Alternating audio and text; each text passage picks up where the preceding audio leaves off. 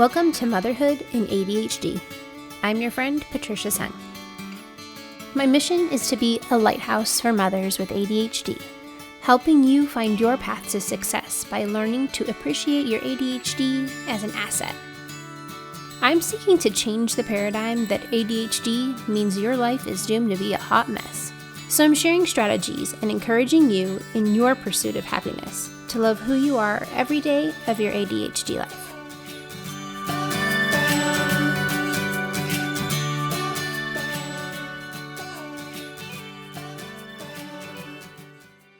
Hey there, successful mama. It's your friend Patricia. And you know what we haven't done in a little while is a book review. So today we're going to be talking about grit.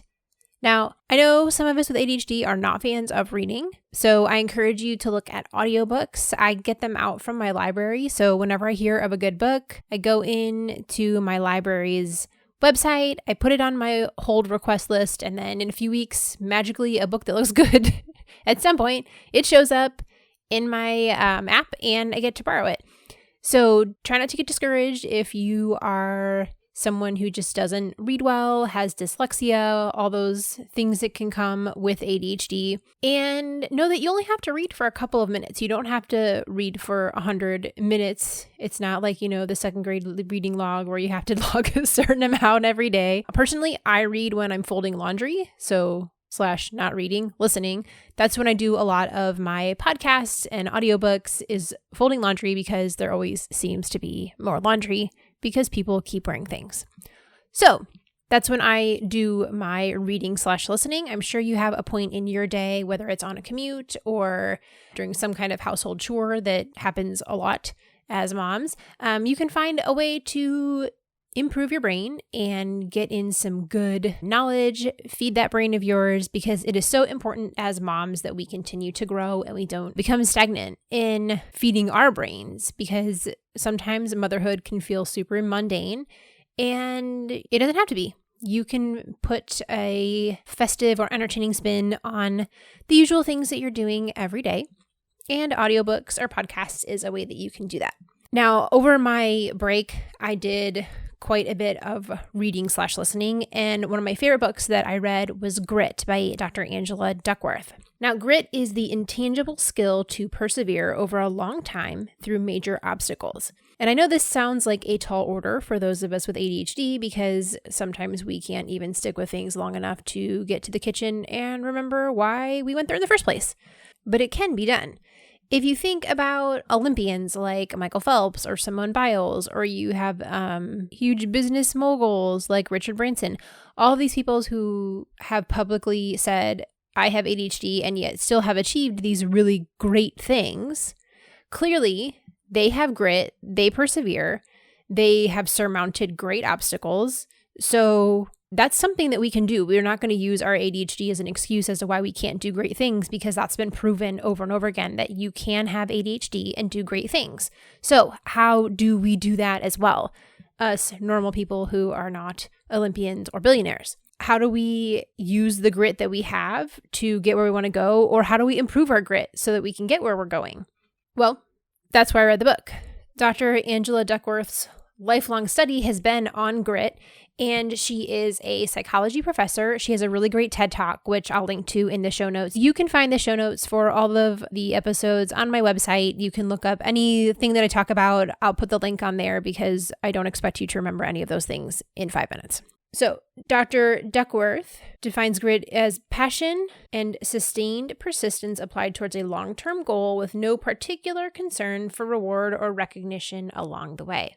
Now, many of the grit paragons that she has met and interviewed, as well as just studying thousands of regular people on how they approach tough situations, she's studied students from West Point to NFL teams, young children all the way through college students, dogs, rats, the gamut.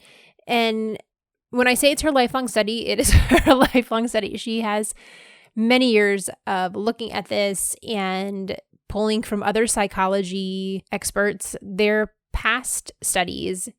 It's all in here, but put in a very reader-friendly version. It's not too scientific-y where it's boring or crazy terminology that most of us aren't going to understand. And she explains in the first half of the book what grit is, And then the second half of the book talking about how you can improve your grit. And if you want to take her grit test, you can do that on her website. It's only 10 questions. It's super quick. And just check out the show notes. You can look at the link. There was so much to gain from Dr. Duckworth's book. From a personal standpoint, like from a mom standpoint, from a mentor, a friend, anyone who works with people, I would say teachers for sure, would get a lot out of this book. I am just reeling on how I'm going to put this into action because keep in mind that she is a scientist and not a storyteller. So while the book does weave in stories as examples, this is not like a flowery language. She's definitely a psychology professor, not an English professor, but this is a nonfiction book. So don't go in expecting to be wowed, stay up all night reading what's going to happen next. This is about knowledge. This is about improving ourselves. This is about being the best person and mom, friend, teacher, etc. that we can be. So I'm going to read you a quote out of the book. This is on page 42. She says, "Talent is how quickly your skills improve when you invest effort. Achievement is what happens when you take your acquired skills and use them. Of course, your opportunities, for example, having a great coach or teacher, matter tremendously too, and maybe more than anything about the individual. But talent, how fast we improve in skill, absolutely matters. But effort factors into the calculation twice, not once.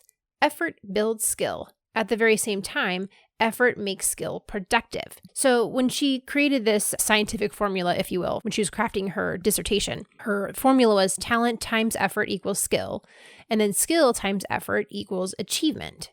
So a lot of times people have this idea that talent is really what matters. She talks about this. There's studies that have been done where people think about what would matter more, like talent versus hard work. And people claim that they think hard work matters and that we value that so much, especially in American culture. Hard worker pulling themselves up by their bootstraps, blah, blah, blah, blah. But really, subconsciously, what people value is talent. That's what they think is going to get people far. That if you have talent, that matters so much more than your hard work.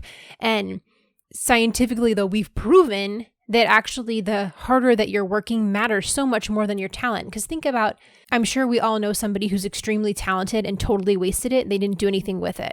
If you're using your talent, then it has value. I know that a lot of what's in her book is common sense, but common sense is not that common, right?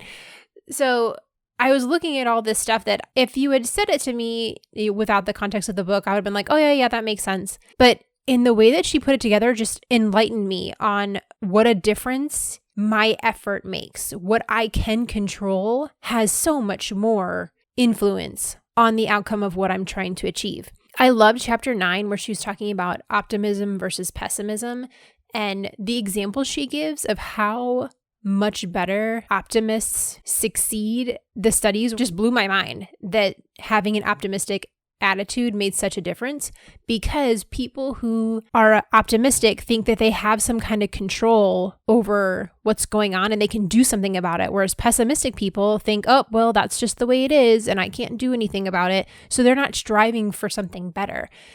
And so I'm excited because I'm an optimistic person. But the other mindset that she talked a lot about was fixed versus growth mindset.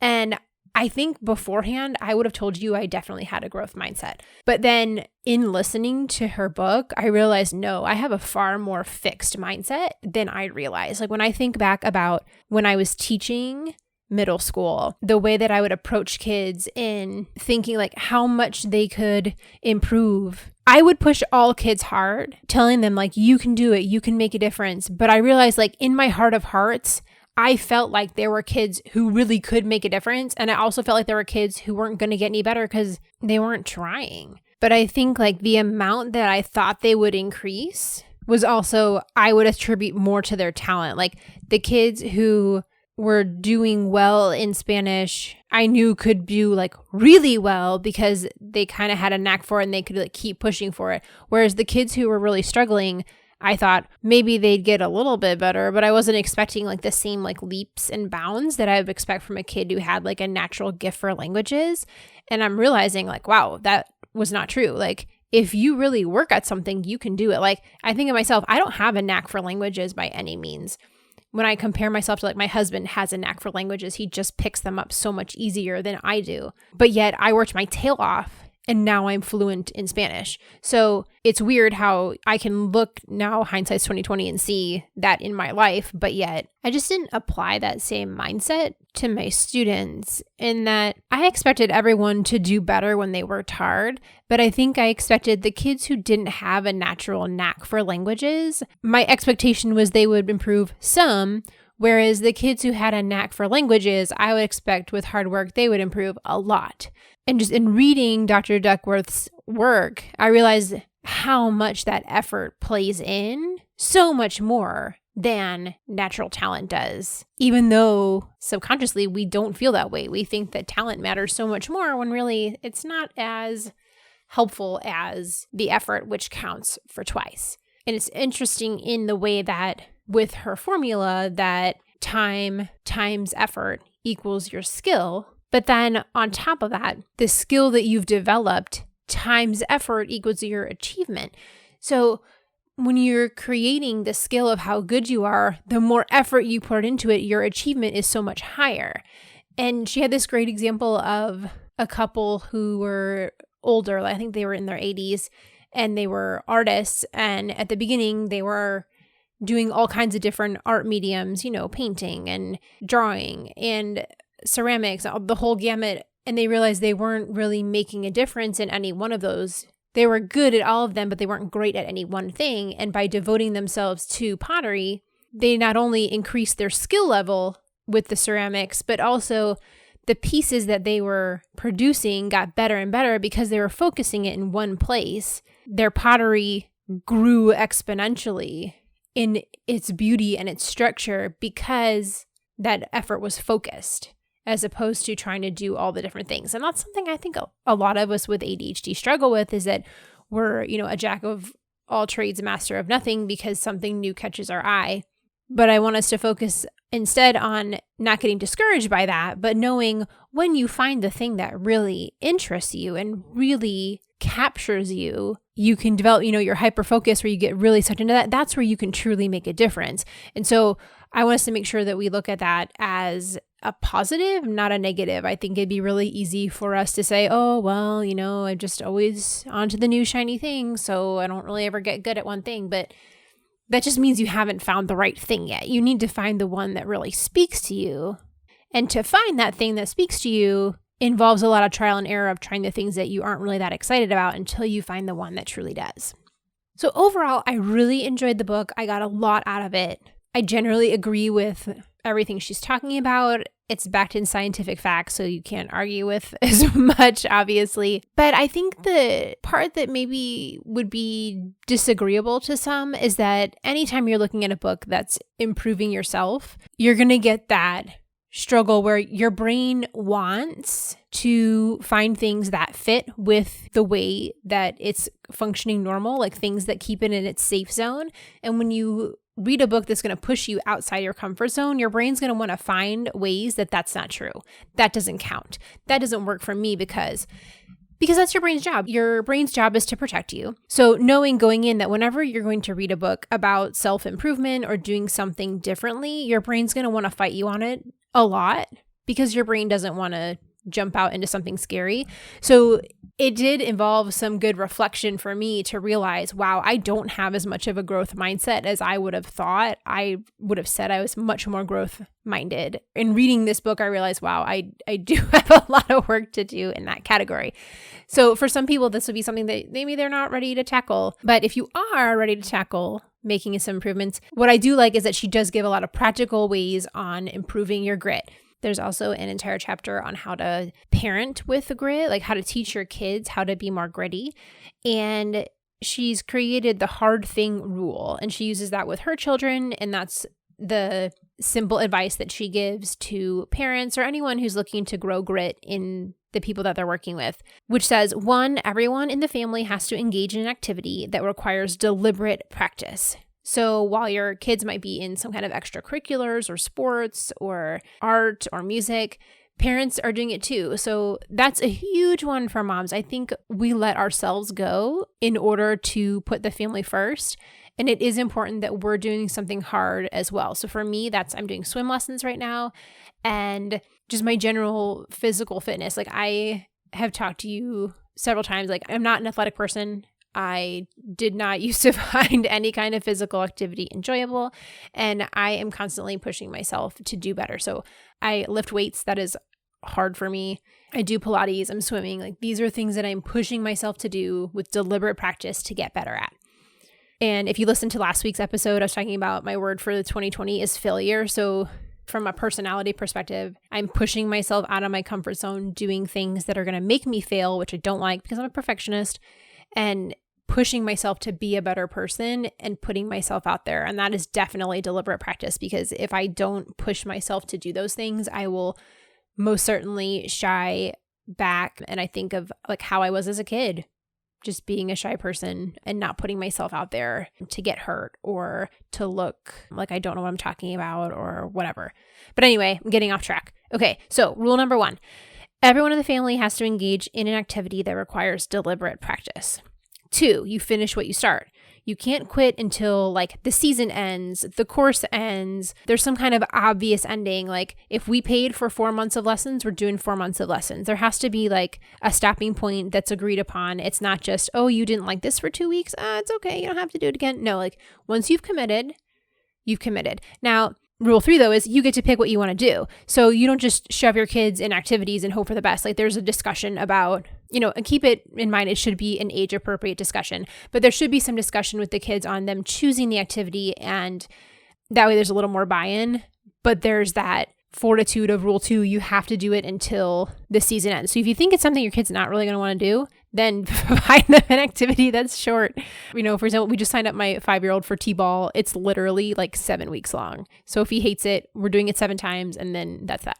And then rule 4 is once in high school, the kids must commit for at least 2 years to whatever their deliberate practice item is. She does an in-depth discussion on what that looks for kids who have grit and tested well on the grit test, or on the grit scale, sorry. And I mean, think about it. In high school, 2 years is a long time.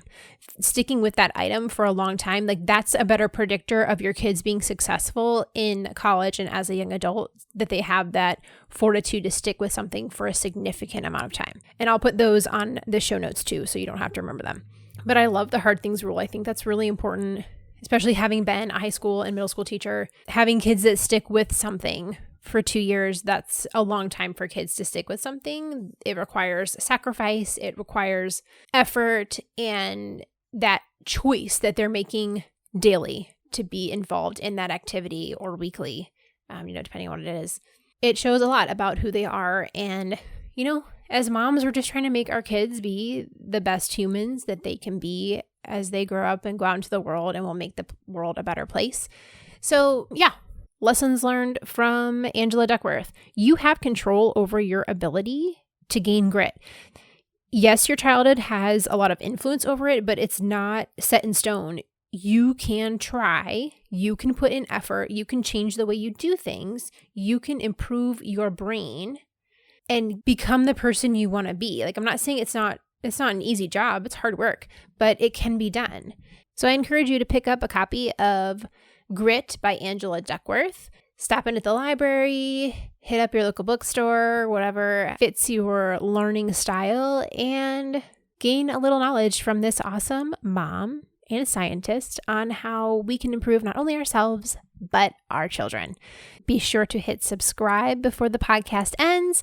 And Successful Mama, we will chat next week. Have an amazing week.